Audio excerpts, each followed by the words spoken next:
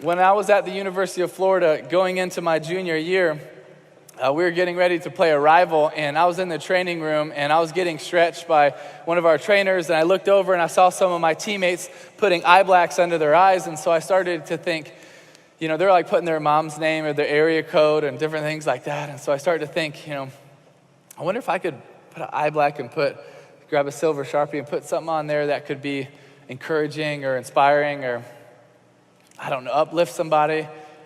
I started to think, well, what should I put? And I started to think, well, God bless. And I was like, I don't know. And then I thought of Philippians 4:13.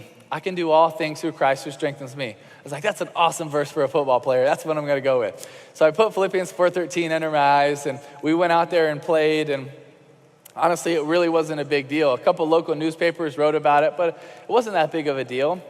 But I kept wearing it under my eyes every single week. And as most of you know, fans in the SEC, you're extremely passionate about your teams. And so the next couple of weeks, they start selling it at the Gator bookstore, on the sides of the street. They're selling Philippians 4:13. And like I'm seeing fans, and they're like, all right, go Gators, Philippians 4:13. I'm like, you don't even know what that means. I actually had one guy come up to me. His name was Phil, and he said, did you put that under your eyes for me? No, what does the 4:13 mean? But I kept wearing it under my eyes the entire season, and we get to the SEC Championship game against Alabama.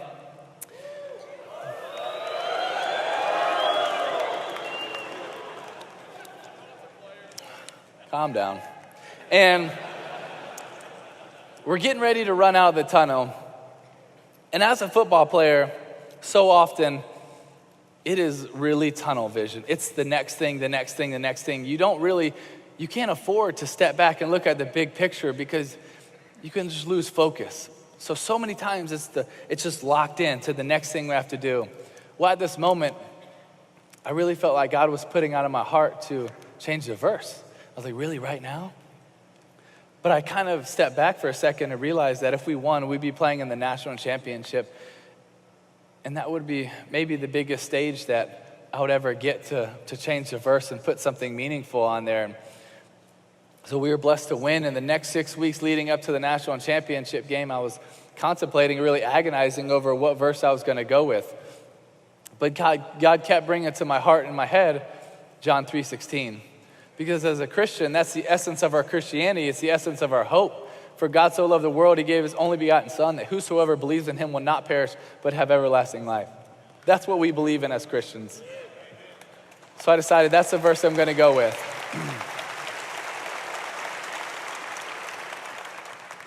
So 2 nights before the game, I go into my parents' hotel room in Miami, Florida, and they open the door, and I was like, all right, Mom, Dad, I'm going to change the verse. And my mom's super supportive, and my dad's like, have you told Coach Meyer? Because Coach Meyer says he just likes his routines, but that dude is so superstitious, it's ridiculous. If we win with long socks, next week they're even longer. So it's just whatever is working, he's going to stick with it. So he was like, you really need to talk to him. So next day we have our walkthrough. After the walkthrough finishes, I was like, hey, Coach Meyer, can I talk to you? He's like, yeah. He's like, how's your arm, your leg? You feeling good? You got the game plan down? Yeah, I'm good. You know the verse I wear in my eyes? He's like, yeah, Philippians 4:13. I love it. I was like, well, I'm going to change it tomorrow night to John 3:16. What? What are you talking about? You can't change the verse. That verse got us here. I was like, no. So I explained to him why I wanted to go with John 3:16, and he understood, and he was supportive. And honestly, really after that moment, I didn't really think about it. Next night, I just went out there, and we were blessed to win the national championship. And 2 days after that game, I was sitting in Ballyhoo restaurant eating grouper with my mom, my dad, one of my aunts, and Coach Meyer. And Coach Meyer gets a call from our PR guy at Florida, and he's like, all right, bye. I looked at him, I was like, what's that all about? He told me who it was, our PR guy, and he said, Tim, he just told me that during that game, 94 million people Googled John 3:16.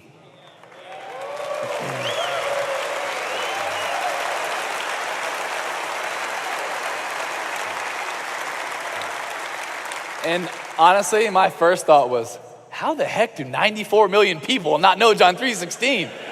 It's like Sunday school, bro. That's the first thing you hear. But it was just so humbling for me sitting in that restaurant thinking about how big the God that we serve really is. Like really how big the God that we serve really is. So many times we put him in a box. We put him in a box. But no, the God that loves us, the God that created us, the God that has a plan for us, the God that wrote a poem about your life, he is a big God that wants to do amazing things. And when we just turn around and say, hey, here, God, might not feel like a lot. Guess what? He can perform miracles. He can do amazing things. And I really believe the God that we serve wants to do amazing things in us and through us. What was really cool about that game is it was on January 8th of 2009. Well, exactly 3 years later, January 8th, 2012, exactly 3 years later to the day, we just happened to be playing the Pittsburgh Steelers in the first round of the playoffs.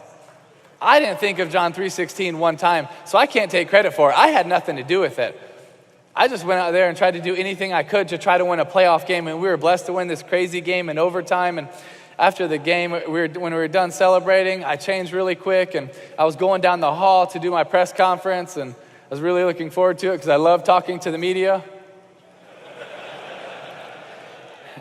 And so I was getting ready to turn left and go into these curtains to talk to the media, and Patrick, our PR guy, steps in front of me. He says, Timmy, did you realize what happened? And I was like, yeah, we just beat the Steelers. We're going to play the Patriots. Like, let me do this. He was like, Timmy, did you realize what happened? I could tell he was being serious, so I was like, Patrick, what's up, man? He looks at me and says, Timmy, this is exactly 3 years from the time you put John 3:16 into your eyes. I was like, oh, really? That's awesome. That's really cool. He says, no, you don't realize. During the game, you threw for 316 yards. Your yards per rush were 3.16. Your yards per completion were 31.6. The time of possession was 31.06. And the ratings for the night were 31.6. And during the game, 90 million people Googled John 3:16, and it's the number one thing on all social media right now.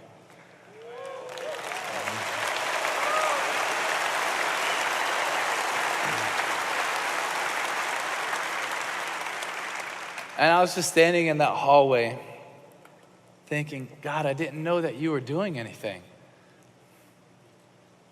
Like, I thought that was like 3 years ago. But it's amazing how big the God is that we serve. He took something that I did 3.5 years ago to make a decision, put Philippians 4:13, and then change it for one game. But I thought, hey, this is really cool. We impacted some people, but it's done. But no, God has an awesome plan. He has an awesome plan, and you might not even see what he's doing.